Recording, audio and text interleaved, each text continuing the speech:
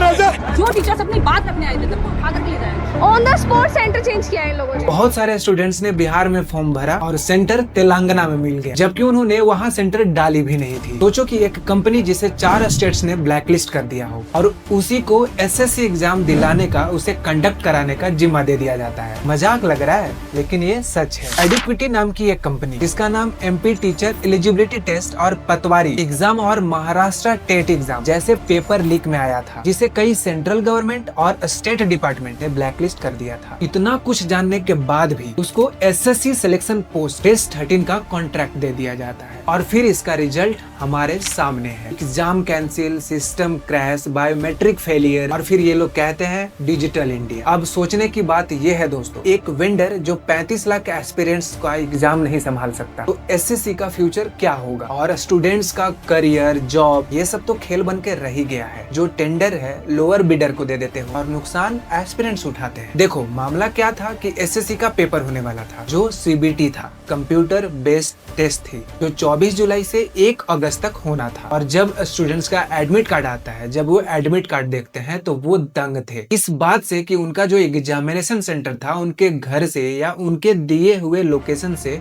हजारों किलोमीटर दूर था। जैसे बिहार में जिनका पेपर होना था उनका सेंटर तेलंगाना में दे दिया जाता है और यूपी झारखंड वाले का हैदराबाद या चेन्नई में, जबकि स्टूडेंट्स ने अपना सेंटर एलोकेशन उस जगह पे डाली भी नहीं थी, जिसकी वजह से परेशानी भी बहुत हुई। बहुत सारे स्टूडेंट्स अपने सेंटर लोकेशन पे सही समय पे सही टाइम पे पहुंच भी नहीं पाए और उनकी पूरी की पूरी मेहनत, सालों की मेहनत धरी की धरी on the spot centre change किया है इन लोगों ने। 3 लाख करोड़ का घोटाला है। रह गई और जो पहुंचे उनके साथ भी मजाक होना शुरू हुआ। मान लो कि 3 घंटे का पेपर है और आधे घंटे के बाद ही उनका सिस्टम काम करना बंद हो जाता है, माउस फ्रीज हो गया और कंप्यूटर सिस्टम शटडाउन होने लगे। और जब स्टूडेंट्स ने वहाँ के स्टाफ मेंबर से या इनविजिलेटर से ये चीज का कंप्लेन करे तो एक्चुअली उन स्टाफ मेंबर्स को भी नहीं पता था कि आखिर ये इशू, ये लैग क्यों हो रहा है। मतलब वहाँ सभी अनट्रेंड स्टाफ थे। बायोमेट्रिक फेलियर से सेंट्रल एलोकेशन ग्लिचेस जैसी छोटी छोटी प्रॉब्लम्स देखने को मिली। पहले बोला जाता था कि सरकारी नौकरी मिलने का मतलब है भगवान से साक्षात दर्शन करना, लेकिन अब भगवान दर्शन हो जाएंगे लेकिन सरकारी नौकरी वो तो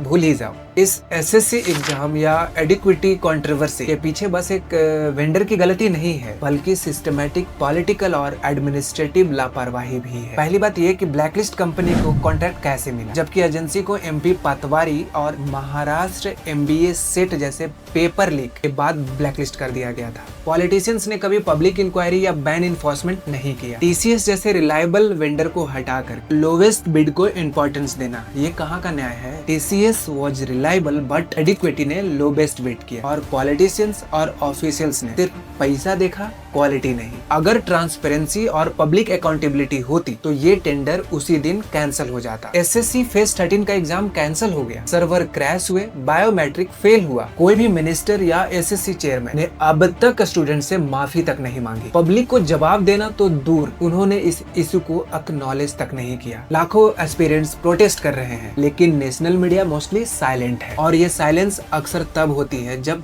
टॉप का पॉलिटिशियन उन लोगों पे प्रेशर दिए होते हैं कि इस मुद्दा को दबा के ही रखना है। ये भी एक पॉलिटिकल इरिस्पॉन्सिबिलिटी है, राइट? जब यूथ का भविष्य दांव पे हो। आज तक कोई भी इंक्वायरी कमेटी नहीं बनी, ना ही एडिक्विटी को ब्लैकलिस्ट किया गया। पॉलिटिशियंस ने ना तो रेजिग्नेशन मांगा, ना ही इस पे इन्वेस्टिगेशन शुरू किया। जबकि आप जानते हैं कि आजकल के यूथ का सपना सरकारी नौकरी तक सीमित रह गया है, लेकिन यहाँ तो सब कुछ पैसा और पावर के नाम पे सब कुछ बेचा जा रहा है। गलत मारा जा रहा है सर, गलत मारा जा रहा है सर। जो टीचर्स अपनी बात रखने आए थे तब उठा करके ले जाएंगे। On the spot centre change किया है इन लोगों ने। 3 लाख करोड़ का घोटाला है। इसी सेंटर पे 3 दिन से ऐसा ही चल रहा है। जब तक हमारे साथी टीचर्स नहीं आ जाएंगे हम यहाँ से हिलेंगे नहीं। सरकार बदलनी पड़े, सरकार बदल देंगे लेकिन न्याय नहीं सही।